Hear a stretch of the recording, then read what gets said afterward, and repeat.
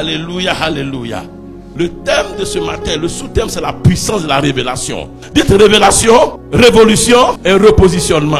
Allons dans le psaume 119, le verset 130. Lisez la parole. Il y a quelqu'un qui lit la parole. Parce que si tu ne lis pas la parole, tu seras désarmé. Le mot parole là, en grec, ça donnait rhéma. Selon la révélation de Dieu. C'est ce que ça veut dire. Bien aimé, si tu n'as pas la parole, tu es en danger. Parce que c'est de là qu'émane, bien aimé, ce qui va révolutionner ta vie, ce qui va te guérir, ce qui te permettra de te marier ou de prospérer, vient de la parole. La révélation, le rhéma, bien aimé, c'est le logos activé par le Saint-Esprit pour un but particulier que Dieu veut accomplir. Alléluia. Quand Dieu va accomplir quelque chose dans ta vie, il te donne une parole. Dis la révélation, c'est la connaissance avancée. C'est une connaissance qui te permet de dépasser tes limites. Alléluia. En temps normal, un monsieur comme Joseph, il ne peut pas être premier ministre d'un pays. Alléluia. Mais la révélation qu'il a eue, bien aimé, l'a positionné là. Ça lui a permis d'aller au-delà de tout ce qui est entendement humain. Allons dans le psaume 119, le verset 105. Il dit, ta parole est une âme à mes pieds et une lumière sur mon sentier. Regardez par exemple, tu vas voir que tu es dans ta famille, dans toute la lignée, toutes tes sœurs, elles font que des enfants, elles peuvent pas se marier. Alléluia. Mais quand tu reçois la révélation, ça te repositionne. Amen. Et tu vas voir que tu seras la première à te marier dans la famille.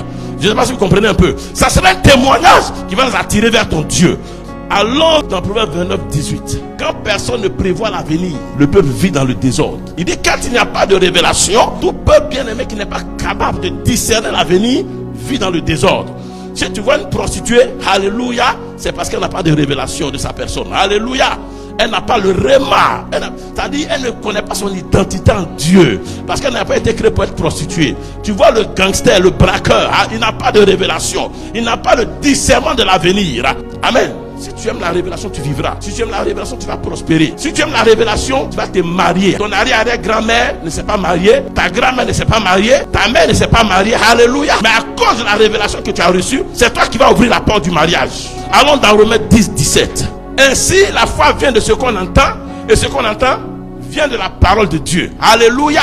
Ce qui te donne la foi, c'est la parole prononcée par Dieu. Alléluia. Ça change tout dans ton esprit, ça renouvelle ton intelligence. Tu deviens une autre personne. Dans la révélation, il y a une puissance. Il y a quelque chose qui guérit. Il y a quelque chose qui délivre. Il y a quelque chose qui rend prospère. Tu dois être un chrétien de révélation. Tu dois chérir la révélation. Mais bien aimé, pour être réellement en contact avec la révélation, tu dois être en contact avec la parole, le logos. Allons dans Matthieu chapitre 4. On va lire le verset 4.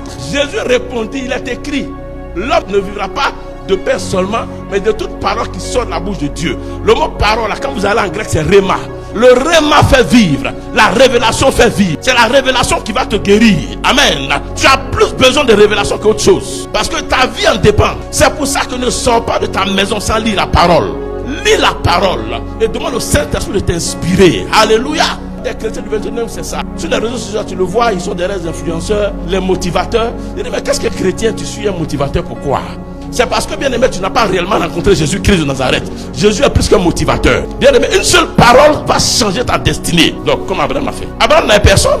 Abraham avait Dieu, point barre. Il a marché avec Dieu. Alléluia. Dieu n'a pas besoin de quelque chose. Alléluia.